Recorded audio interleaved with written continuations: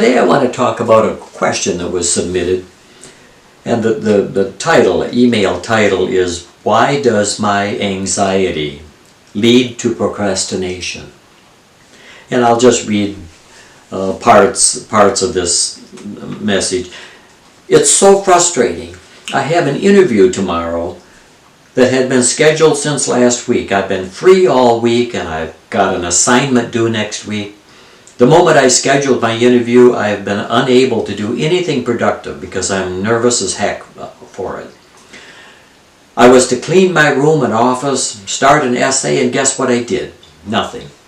Absolutely nothing. I didn't even prepare for the interview because I'm scared. This is what I do all the time. No amount of motivation gets me to do anything. I hope it goes well tomorrow, and also I can't wait for the interview to be over because maybe I'll actually get stuff done. And then they end with, I hate myself so much. So the question, why does my anxiety lead to procrastination? Well,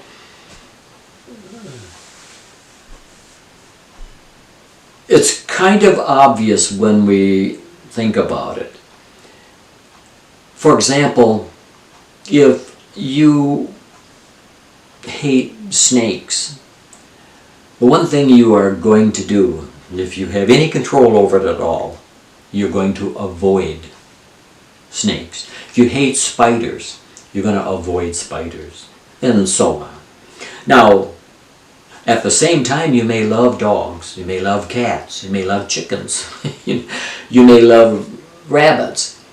And so what's confusing sometimes is that we can pet the dog and we can carry the cat and we can talk to our pet chicken and then wonder why over here we seem to be afraid of spiders.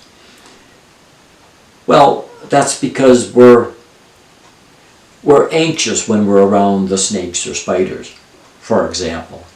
And so procrastination is the same thing as avoiding the spider or the snake or whatever. When we're anxious, when it comes to daily life activities, we tend to avoid what we can avoid. And if we cannot avoid it, for example, preparing for an exam or handing in homework, we can't really avoid it. I mean, it'll be due no matter what. What we can at least do then is procrastinate. Put it off. Not do it. We know we have to do it, but we're going to put it off. We're going to avoid as much as we can. So it makes sense, actually. The reason we procrastinate is because it's unpleasant.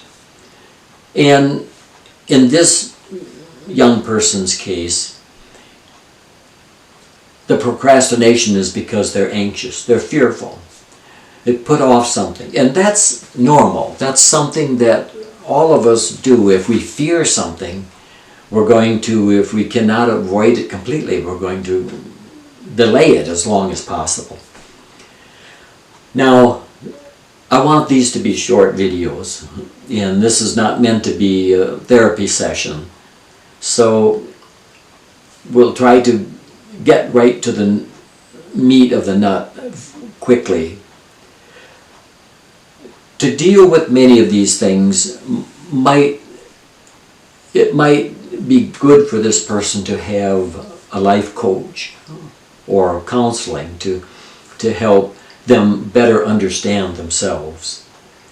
But in the short run, time being of the essence, for example, the homework, the schoolwork, or an exam that's coming up, the answer is to, and a wise person told me this once, he said, do something. Do anything. And he was a very well-known person. He was an author. And he said one of the things, for example, I don't like doing is writing. He'd written books, but it's hard work. He said the way I handle that is I sit down and I write. I get the pen, I get the paper, put it on the desk, I sit down, I start, I write, I put something down, I start. That creates a momentum. It generally causes us to get a momentum just like a train starting off from the station, and it grows from there, generally. That was very good advice, he told me. Do anything, do something, because I could see he was doing that in his own life. So the answer here for studying or doing an essay is to do something. Get the materials, open the book, open the notebooks, and begin studying. Set the fact that we may not like it, or we sort of not sure, or we don't like the instructor, or whatever. Set that aside. That's irrelevant.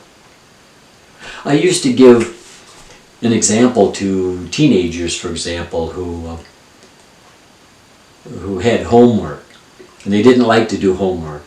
And I would tell them, it's okay to not like to do homework. Admit to yourself that you don't like homework. You despise homework. And then go get the book, read the assignment, and begin the homework. It's like mowing the lawn. I don't like to mow the lawn. It's a lot of repetitive motion and activity that I really don't like to do. But the way I handle it is, I acknowledge that, and then I go out in the garage. I put gas on the lawnmower. I check the oil. I start the lawnmower, and I begin mowing the lawn. Do something. Do something. When it comes to homework, when it comes to studying for exams, begin to study. The fact that we would rather do something else, you have to look at that as being irrelevant at this point in time. Now, when it comes to a job interview, I'm not sure what was meant by preparing for the interview, what kind of an interview it was, obviously. But in a general, normal interview, if it's a position that we want, we tend to be fearful. I've seen a lot of people very nervous. I've interviewed a lot of people for jobs. And I've been in countless interviews myself. They can be a fearful situation. And the reason for that, obviously, is the fear of failure, of not getting the job, of making a fool of ourselves, and particularly not getting a job we want because it's in the location we like, or it's the kind of work we like, or we like the people, or we like the pay. Many reasons why it means so much to us, for example, to get a job. But we may or may not get the job, so what can we do? And again, in the short run here, in lieu of getting a life coach and, for example, maybe taking advantage of counseling to learn more about ourselves and why we have these emotions, in the short run, with time being the essence, we need to do the best we can to have faith in ourselves. And remember that the world will not come to an end if we don't do well in this interview, if we don't get this job. We'd love things to work out the way we want, but they might not. And remember, you didn't have this job last month, and the world never came to an end. You didn't have this job last week, and you might not have this job that you want next month either. The world won't come to an end. You'll still be you. So have faith in yourselves to go in there and do the best you can and relax. Now, the funny thing about us as we do the best we can and relax is whether it's in music, sports, interviewing, taking exams, the more relaxed we are, the better we tend to perform. So that's why it's important. Relax and do the best you can. Oh, there'll always be some amount of anxiety in a situation that's important to us. A small amount keeps us alert, so that's not a bad thing. But when it becomes so overwhelming that we can't function the way we'd like, then it can hurt our performance. So have faith in yourselves. Just go and do the best you can at a job interview. But remember, if it doesn't work out, as sad as that will be, you didn't have the job a month ago. And you didn't disappear, you didn't disintegrate. The world, the sky never fell. And if you don't have the job a month from now, you'll still be okay. Disappointed maybe, yes, but there'll be other chances. The important thing is to have faith in ourselves and to just say to ourselves, I'm going to do the best I can. I'm going to be real. I'm going to be who I am. The more real we are, the more we be who we are in an interview, the more genuine you'll come across. The more effective you'll be in an interview. So remember those things, and I really wish you well. And just remember, you have to have faith in yourselves. And when it comes to procrastination, the way to stop that is not to study it, to think about it, to talk about it.